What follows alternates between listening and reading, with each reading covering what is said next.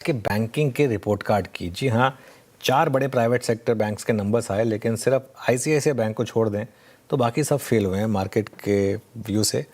ICICI bank पास हुआ है, लेकिन डिस्टिंक्शन इसकी भी नहीं आई, सिर्फ 1% ही ऊपर है। बाकी एचडीएफसी बैंक तो फेल ही हो गया, एक्सिस बैंक फेल हो गया, और कोटक को देख के लग रहा है ना कंपार्टमेंट में। लेकिन खैर एनीवे, एक काम करते हैं, रितु के पास चलते हैं और जानते हैं कि आखिर क्या खास रहा आईसीआईसीआई में और बाकियों में क्यों इस तरीके के मूव्स आए। रितु बताइए। जी हाँ, अगर आप ओवरऑल पिक्चर देखें, ये 4 सबसे बड़े प्राइवेट बैंक्स जिन्होंने नंबर्स रिपोर्ट किए हैं, उसमें से कुछ ट्रेंड्स नजर आते हैं। सबसे पहला ये कि आईसीआईसीआई बैंक की सबसे सॉलिड परफॉर्मेंस रही है। It is a clear winner, सबसे बैलेंस्ड परफॉर्मेंस इस क्वार्टर की। दूसरा, हर बैंक में लोन ग्रोथ डिपॉजिट ग्रोथ से ज्यादा तेज बढ़ रहा है। तीसरा, कॉर्पोरेट लोन्स की डिमांड हर बैंक में बढ़ रही है, और वो इसलिए है क्योंकि बॉन्ड मार्केट से पैसा उठाना कॉर्पोरेट्स के लिए महंगा हो गया है, तो वो बैंक्स की तरफ वापस जा रहे हैं।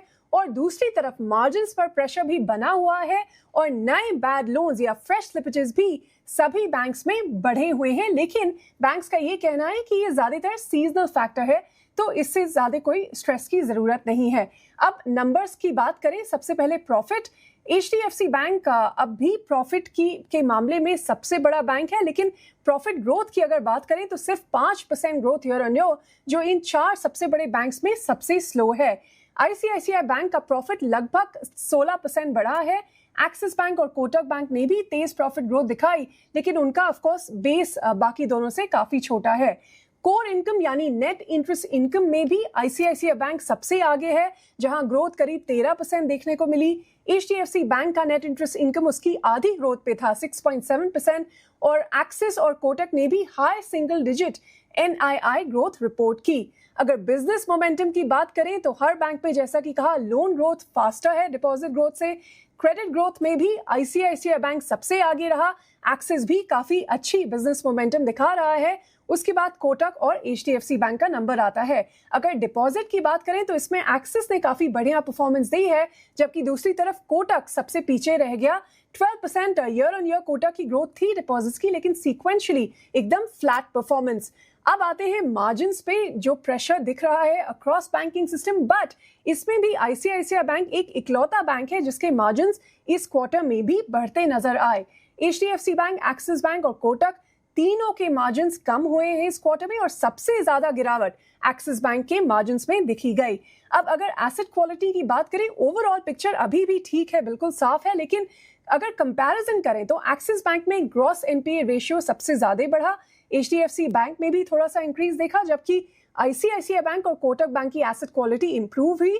लेकिन अगर फ्रेश स्लिपेजेस की बात करें तो वो सारे बैंक्स में बढ़े हैं, लेकिन इसके 2 कारण हैं। एक तो ये सीजनल है, टिपिकली आपकी एग्रीकल्चर बुक में स्लिपेजेस देखने को मिलते हैं फर्स्ट क्वार्टर में, और दूसरा, मार्च quarter typically big clean up quarter होता है, तो वो बेस इफेक्ट की वजह से Q1 के नंबर्स थोड़े ज्यादा लगते हैं।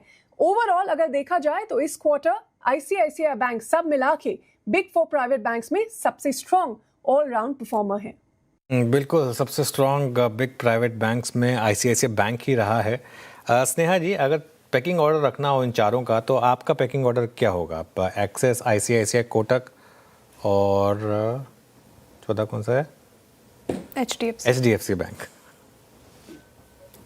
देखिए, ICICI bank definitely number 1 position पे आएगी, because quarter after quarter bank ने कंसिस्टेंट नंबर्स पोस्ट किए हैं, एंड ये कुछ क्वार्टर्स की बात नहीं है। अगर हम लंबा ट्रेंड भी देखें तो आईसीआईसीआई बैंक के नंबर्स में एक कंसिस्टेंसी देखी गई है, जो बाकी बैंक्स के नंबर्स में मिसिंग है। सेकेंड ऑर्डर में मैं एचडीएफसी बैंक को रखना चाहूँगी। एचडीएफसी बैंक को हम शायद थोड़ा समय और दे सकते हैं। उनकी जो एक हाई कॉस्ट वाली जो बोरोइंग्स है, वो कुछ 400-500 बिलियंस की, जो आगे नेक्स्ट 2 ईयर्स में मैच्योर होने वाली है। तो जैसे जैसे वो मैच्योर होती जाएंगी, इनकी जो कॉस्ट ऑफ बोरोइंग है वो नीचे आती जाएंगी। एंड प्लस सिनर्जी बेनिफिट्स जैसे से और प्ले आउट होगी तो होपफुली यहाँ पे एक ग्रोथ कंपैरेटिवली बेटर देखने को मिलेगा एक्सिस और कोटक के मामले में। थर्ड ऑर्डर में मैं कोटक को रखूंगी। कोटक के एटलीस्ट जो आप एसेट क्वालिटी है वो काफ़ी मेंटेन्ड है। दो उनकी जो ओवरऑल लोन ग्रोथ थी वो थोड़ी सी म्यूटेड थी compare to ICICI and HDFC bank, but at least asset quality well under control है। एंड एक्सिस में काफ़ी वॉल्टिलिटी देखने को मिलती है नंबर्स में, बहुत ही इनकंसिस्टेंट नंबर्स रहते हैं, तो मैं उसे एज अ फोर्थ ऑर्डर रखूंगी। प्लस उनके इस बार जो लोन ग्रोथ थी वो काफ़ी म्यूटेड आप बोल सकते थी compare to all the other three banks. तो ICICI, HDFC bank, Kotak and then Axis. चलिए एक काम करते हैं,